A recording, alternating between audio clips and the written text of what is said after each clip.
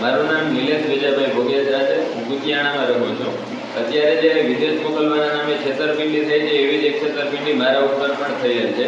આપણે રાણાવાવની અંદર ગીતાબેન અમર અને દેવસીભાઈ અમર એ ઇન્ડો ગ્લોબલ મેન પાવર નામની પેઢી ધરાવે છે. એ લોકો પાસે મેં આજથી થોડા સમય પહેલાં ઇઝરાયલ જવા માટે વિઝા પ્રોસેસ કરાવી હતી. પરંતુ ત્યાં તે લોકોએ કોઈ પણ કંપનીની અંદર મારું રજિસ્ટ્રેશન કરાવેલું હતું અને ઘણા ડોક્યુમેન્ટની પ્રોસેસ કરાવેલી હતી. પરંતુ તે લોકો મને વિઝા અપાવી શક્યા ન હતા. એટલે મેં એ લોકો પાસેથી પૂછી અને આગળ બીજી એજન્સીઓ બીજા વ્યક્તિઓ પાસે મારી વિઝા પ્રોસેસ કરાવી હતી. પરંતુ તે લોકો વિઝા અપાવી શક્યા ન હતા. તો પછી મેં બીજી જગ્યાએ કેરગીવર માટે અપ્લાય કરેલું હતું અને 2.5 થી 3 લાખ રૂપિયા હું ખર્ચાઈ ગયેલો હતો.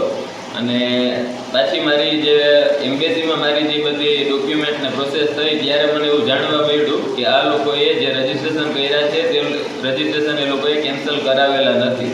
તો એમની ભૂલના કારણે અત્યારે મને ઇઝરાયલમાં જવા માટે પ્રતિબંધ લગાડેલો છે.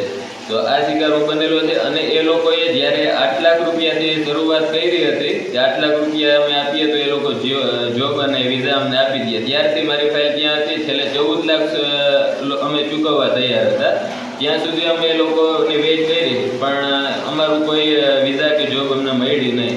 અને તે બાદ જ્યારે આ કેન્સલેશન થયું ને મને એક ખ્યાલ આવ્યો બધો ત્યારે મેં પોલીસમાં ફરિયાદ કરવા માટે હું ગયો.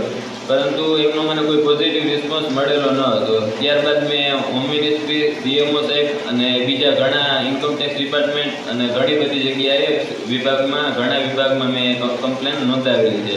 એમનો મને પોઝિટિવ રિસ્પોન્સ મળ્યો છે. અને અત્યારે મને એવી ખાતરી ઓથોરિટી તરફથી આપવામાં આવેલી છે કે આગળ તમારી કમ્પ્લેન સંભાળવામાં આવશે અને ઘણી બધી જે કાંઈ પણ મદદ થશે એ કરવામાં આવશે.